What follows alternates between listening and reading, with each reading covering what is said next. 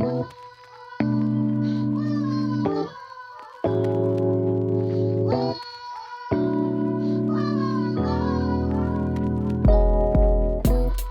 guys, welcome back to Cheap Lazy Vegan. Today's video, I'm going to show you guys how to make Korean soft tofu stew, also known as sundubu jjigae. Say it with me guys, sundubu jjigae.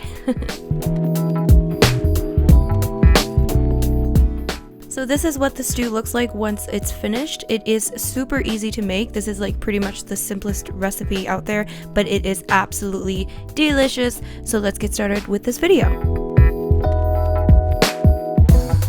So in order to flavor the broth, I'm actually using dried kelp, also known as dashima in Korean, and this might be a bit difficult for you to find. So in that case, I would recommend using veggie broth. That should definitely do the trick. If you are using kelp, you might want to take about 6 or 7 pieces of the kelp and put that in about 2 cups of water, and then just bring that water to a boil. Then you want to turn the water down to about a medium to low heat and just let the flavor soak into the water. During that time, you just want to cut up your vegetables. So I'm using onions, about half an onion for this, and also maybe about half a zucchini. I'm also using 1 king oyster mushroom and also just a small piece of pepper. I think this is like jalapeno pepper.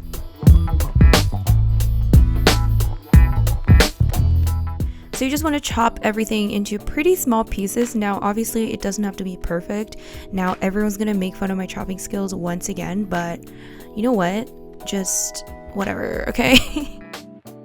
So now you want to go back to your stove, turn the stove up to about a medium heat, and you want to take a pot that kind of looks something like this, like a stew pot. I don't even know. It doesn't have to be exactly like this, but now we're going to take some sesame oil. Now maybe this is about 2 tablespoons. You don't have to use this much if you don't want to, but sesame oil is the trick, guys. It is just so good. Now I'm taking some Korean red chili pepper flakes, also known as GOCHUGARU. So now I'm adding about 2 tablespoons of the gochugaru. Now this is quite a bit, so if you can't handle spicy, don't add so much, okay? Now I'm just adding some of the onions, well, all of the onions, and also a bit of minced garlic. Now this is about maybe 1 to 2 cloves of minced garlic. Add as much as you want. If you really like garlic, add more. And then you're just going to cook this stuff until probably it's a bit tender. Yeah, just kind of mix it around, make sure like nothing burns, and yeah.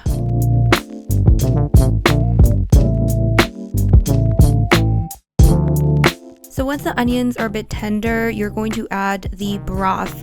So remember that broth we made with the kelp? Yeah, you're gonna add that. Now I'm just gonna add a little at a time. So I've added probably about 1.5 cups here. I'm not really sure, I'm just kind of adding as I go. So I'm gonna add that broth, and then I'm going to add the rest of the vegetables. So just everything else, just put it in there. And what you want to do is just add enough broth to kind of barely cover all the veggies, okay? So you don't want to have too much broth, but just have enough to cover the veggies. So as you can see here, it's not enough to cover the veggies, so I'm gonna add some more broth. So yeah, like I said, just cover all the veggies, just barely.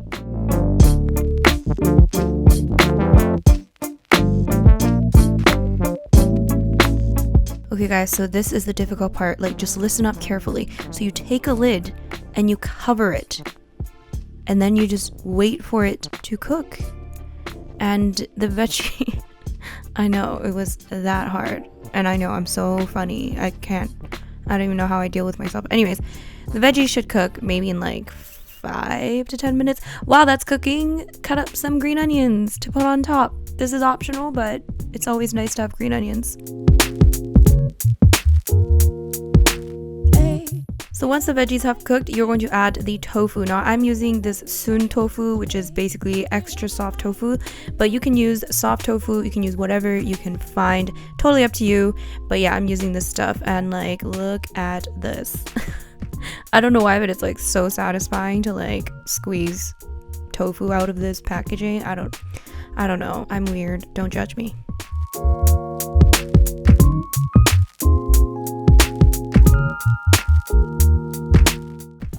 Now I'm using 2 of these packages of tofu because I'm making enough for 4 servings, but if you're just making it for yourself or one other person, then you could just have this recipe, or you can just make extra and just eat it later because it's that good, you guys. Now we're just gonna break up the pieces, and this is the fun part. Just break it up. They don't have to be in like tiny pieces, but yeah, just break it up so that it's like easily edible. Yeah. And now you're gonna season it with some salt. Now I would suggest adding a little at a time, giving it a little taste, and adding more as you go. And of course you can add as much as you want, whatever tickles your fancy.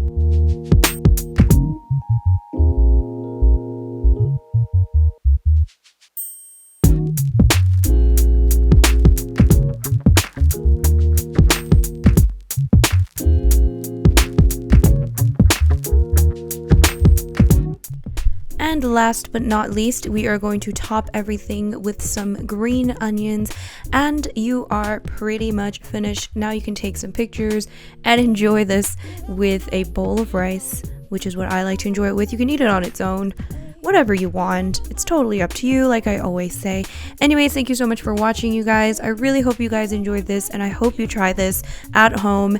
Let me know down below what you thought of this recipe. Give me a big thumbs up and make sure you subscribe, and I will see you guys in my next video. Bye bye.